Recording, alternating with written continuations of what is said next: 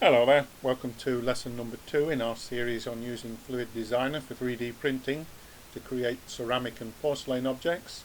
In today's lesson we're going to show you how you can use a Bezier curve and a Bezier circle to create a simple vase, and we're going to show you some of the things that you can actually change to get different types of vases. So if you start off FluidDesigner, we're doing learning projects, so it's learning projects, ceramic and porcelain projects, and we want lesson 02, so you drag and drop 02 onto the workspace, and that's the opening object for this particular lesson. Now I'm just going to click on Start Display here, so any screencast keys, any key presses I make, so if I press A on the keyboard for example, it will be displayed in the panel here, in the window here. A again will display it. So any key presses I make should be displayed down here. Just remind you that all the instructions on what to do in this particular lesson are in the help panel here if you don't want to follow the video. And also to remind you, sometimes with FluidDesigner, if you click on group library here, it will refresh this panel. Sometimes it doesn't always display the objects in this panel, so all you need to do to refresh it is to just click group library. Okay, so we're going to look at creating a vase out of this object in today's lesson, and just close that panel down as well. So what have we got here? Well, on the left we've got what's called a Bezier curve, and you can add a Bezier curve by going to Add Curve Bezier. So that constructs a Bezier curve. The main body of this object, the main vase, is actually a Bezier circle, and you can add that by going to Add Curve and Circle. And what we've done is we've joined the two together for you to create this object that all you need to do is to drag the control points. And in doing that you can resize this object to any shape that you want. And what you've got to do is to decide roughly what sort of object you want to create. Is it a vase? Is it going to be a glass, etc.? And then you just need to modify it. Now, in the previous lesson you had an object with just 2 control points, one at the end, at the bottom, sorry, and one at the top. Here we've got 3 control points, and at the moment these control points are making this object, giving it a kind of rounded shape. We can change the style of this object by, if we first of all press the A key on the keyboard. A is for selecting all, and deselecting all. And if I press A a second time, you'll see that what it's done, it's highlighted all 3 control points at the moment. And if I click the right mouse button, if I go to Set Handle Type, at the moment we're in automatic. Whoops, let me do that again. Set Handle Type, at the moment it's set up as automatic, and automatic gives you a rounded sort of shape to your object. If we change the handle type from automatic to vector, so if I select vector, you see the effect on the object is that it's a more sharp corner here. These are straighter edges, so we've got rid of the roundness in the object. I just go to view and front again. So you get a more square shape with a vector format. With these 3 points highlighted, again, if I click the right mouse button, one of the other things I can do is I can subdivide. And what that will do is it will add in extra control points. So when I click Subdivide, you'll see I get a control point here and a control point here. It's subdivided this line and subdivided this line. So if I now just click on one control point, so I'm highlighting one control point now, you can see I've got more functionality now. Whereas I only had 3 points where I could modify this shape, I've now got 5 points. And as you can see, we are in this vector format, so we get very straight edges here.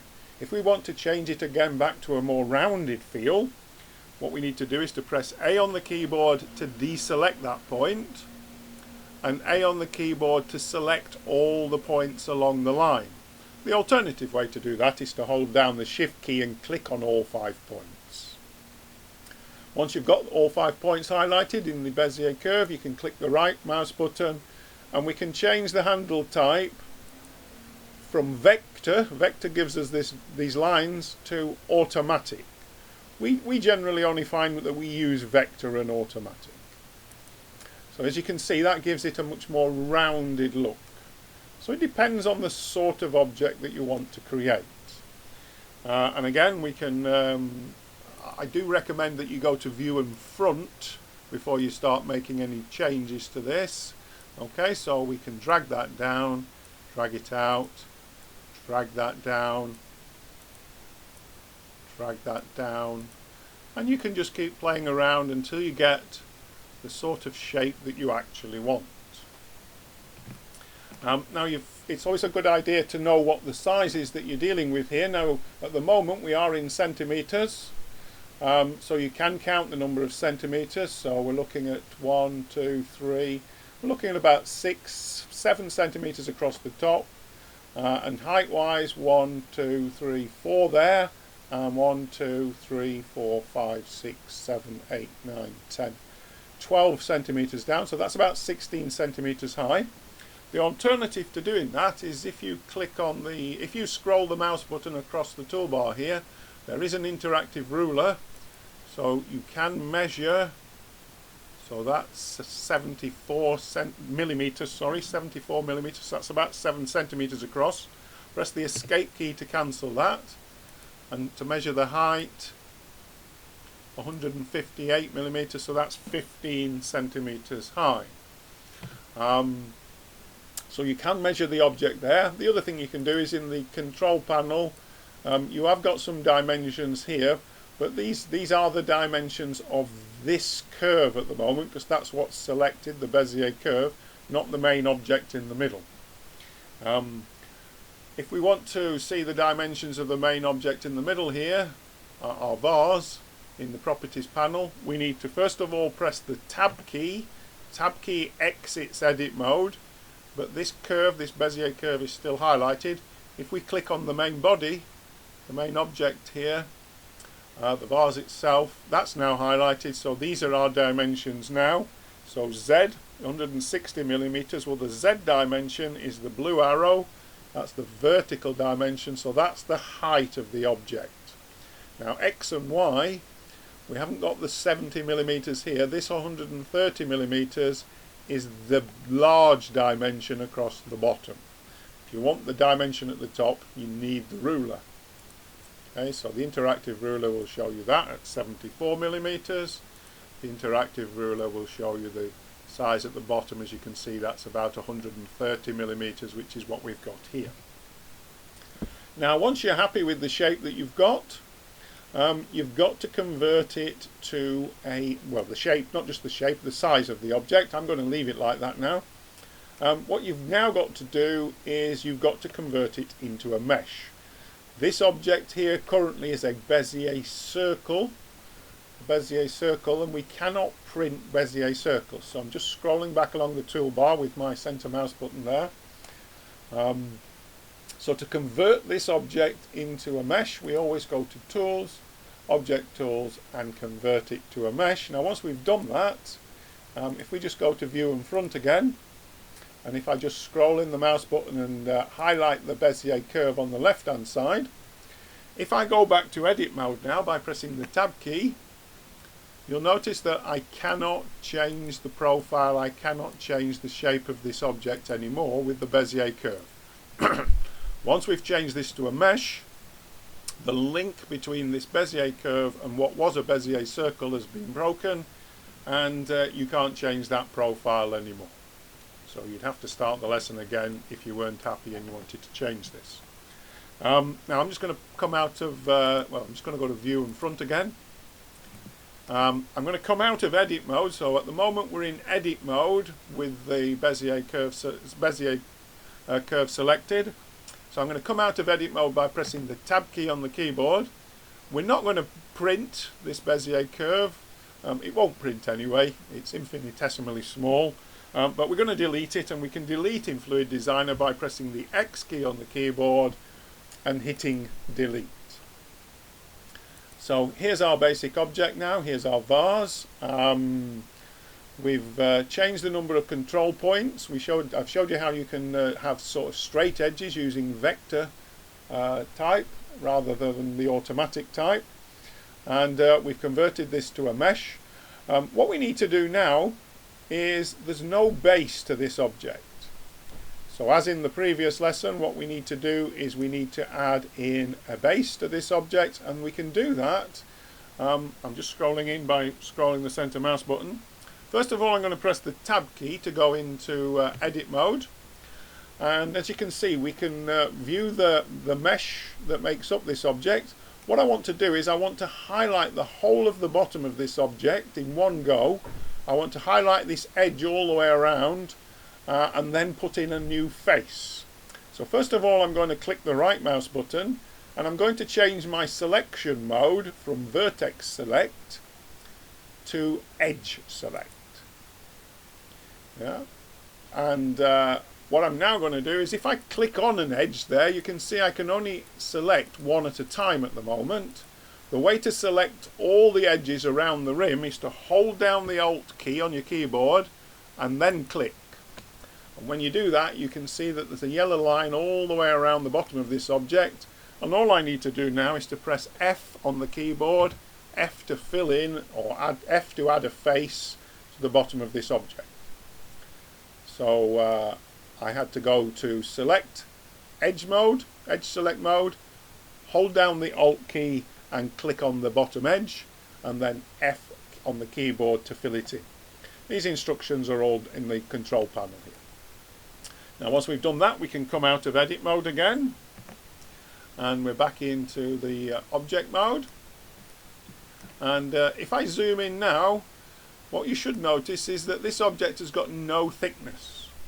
So we want to add some thickness to this vase, and we can do that in the properties panel by going to the modifiers icon. That's this spanner button here in the properties panel, and if we click add modifier, the modifier we want to add is a Solidify modifier. And if I just open up this panel here, I want to change the thickness of this object, and if I click on 1 millimeter, 2, 3, 4, 5, 6, you can see it's adding thickness to the object, and it's adding it on the inside, the inside of the object at the moment. It's changing the thickness of the shell, and it's adding the thickness on the inside. I just set it back to 0. If I change this offset value from -1, -1 means it offsets on the inside. If I change it to +1, the offset now will be on the outside, so the thickness is going on the outside. So you do have to consider that, whether you want the this extra thickness put on the inside or the outside of the object. And that will affect the overall size of the object.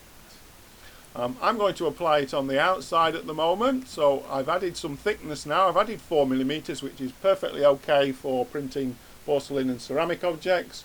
But to apply this thickness, to confirm this modifier, again I need to go to Tools, Object Tools, and to convert it to a mesh. So there's my object now. It's got some thickness, and what I need to do now is to save it. So if I go to File, always in FluidDesigner we recommend you go to Save As.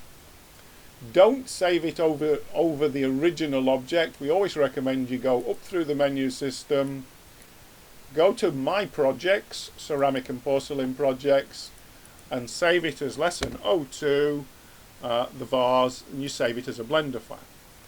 Now, you can't print Blender files, so we always recommend you export them as a printable file format, and we like using Wavefront's object format, and we generally export them to the desktop as a Wavefront object format. And then we always recommend, every time you use FluidDesigner, to get your printable file, always start the application Netfab Basic, which you can download free from the internet. Go to Project and Open, go to the desktop, open Lesson 02 Vase. There's no warning triangles here, which suggests that this mesh should be okay. but always go to extras and repair the part. And what NetFab will do, this face that we put on the bottom, notice now it's made up of actually a load of triangles, and NetFab has triangulated the main body of this object. If I just move NetFab across so you can see the panel on the other side, if I just click on update here, you'll see there are no problems with this mesh. There are no border edge problems, no orientation problems, and no holes. But even so, you do want to triangulate this mesh, so we would always recommend you run automatic repair and execute it, and apply the repair and remove the old part. That object now is suitable for printing. All you need to do is to go to Part, export the part as a wavefront object again, and NetFab Basic will give it the file extension, the file name O2 Vase repaired, and this is the object file. That's the file that you would actually print. So that's the end of today's lesson. Thank you.